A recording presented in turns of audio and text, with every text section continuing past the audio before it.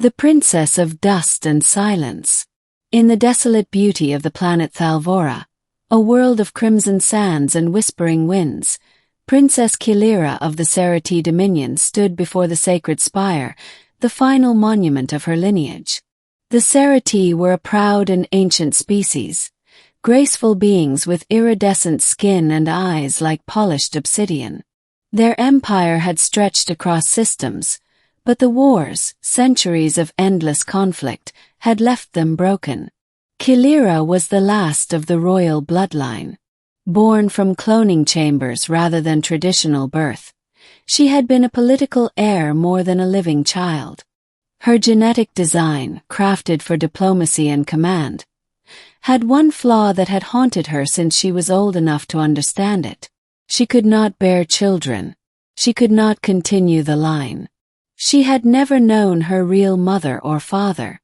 And though the Cerati healers had tried every bioengineering solution, her womb remained inert, untouched by the spark of life.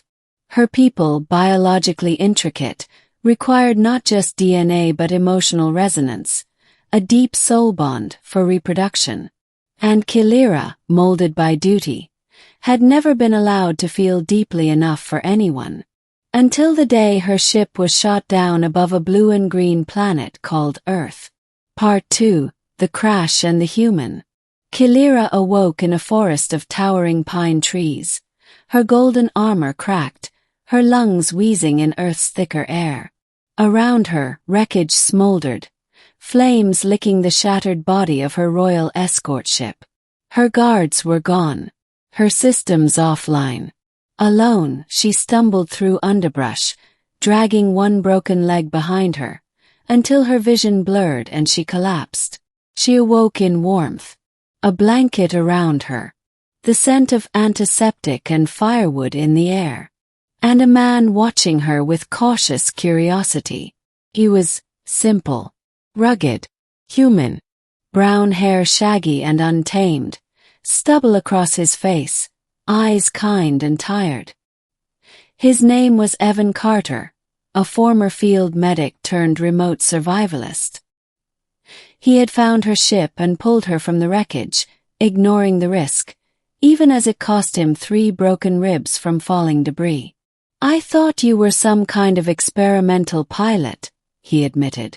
"Didn't realize I'd rescued a space princess." She stared at him, silent at first. Cerati did not engage openly with non-bonded beings. But this human, he didn't ask for tribute or kneel in awe. He offered her soup. "You're going to need protein to heal. Drink up." Against every royal protocol, Kilira obeyed. Part 3, Stranger Kindness. Days passed, then weeks.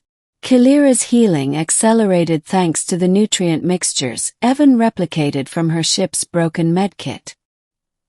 He fashioned a splint for her leg, kept her hidden from satellites, and protected her from every curious drone or local ranger with disarming charm and gruff confidence.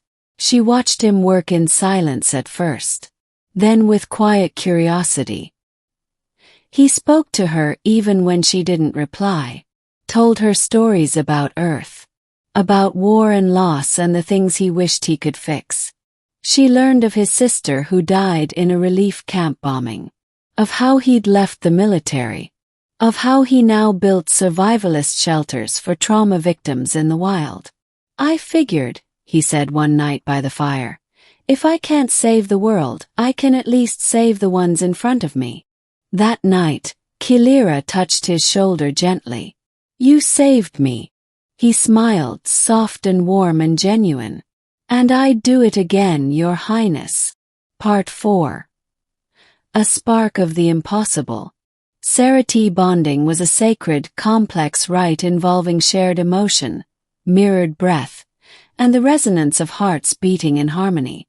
It had only ever occurred between Cerati. Until the night Kilira and Evan danced. It was a simple gesture, music playing on a half-charged datapad. Evan offered his hand. She hesitated, then took it. The contact was electric, not painful but transformative. Her heart pulsed with a frequency she had never known. Something ancient and buried awoke inside her. Her skin shimmered. Her internal organs shifted slightly, enough that her own sensors later would show changes in her reproductive matrix. At first, she believed it to be an anomaly. Fluke. Until 3 weeks later she fainted. Evan rushed to her side, worried. But it was her who trembled, not from fear but from wonder. I think I am with child, she whispered. He froze. What? It is impossible, she said. Biologically, genetically, spiritually. But you are. Tears welled in her eyes. I am. Part 5 Conflict and Choice. Word of her survival eventually reached the stars. A Cerati search ship arrived in orbit, demanding her immediate return. Her people feared for the child's safety, declaring it a dangerous anomaly that could disrupt Cerati lineage. Evan refused to let them take her. She's not some artifact or lab experiment, he argued, standing in front of the Cerati commander with a rifle slung over his shoulder. She's a woman, and she chose this. But Kilira knew her people wouldn't stop. Not until they had her child locked in a genetic vault and her heart turned to stone again. So she made the hardest decision of her life. She stepped forward and addressed her people directly through the transmission array. I am your princess, your future queen, and I will not return as a prisoner.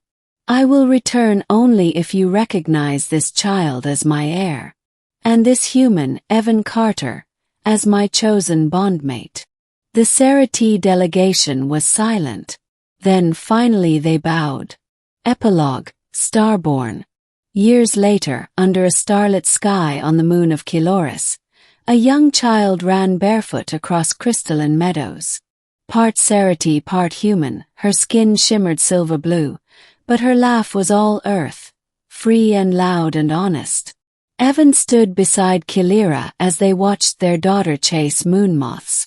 She's incredible, he whispered.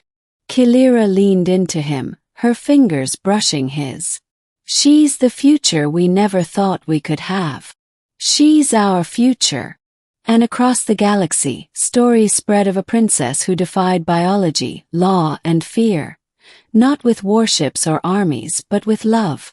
The alien princess thought she could never bear children, until she loved a human. And in that love a new era was born. A crown of choice.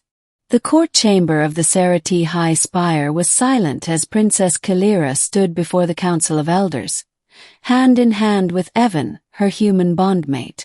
She spoke not as a daughter of clones, nor as a royal artifact bred for diplomacy, but as a woman who had chosen love and had been changed by it. You built me to lead, she said, voice steady. But I was never truly alive until I met someone who saw me not as a ruler, but as a person. You told me I could never carry a future in my womb, yet here I stand with a child of a bond forged not by code, but by heart.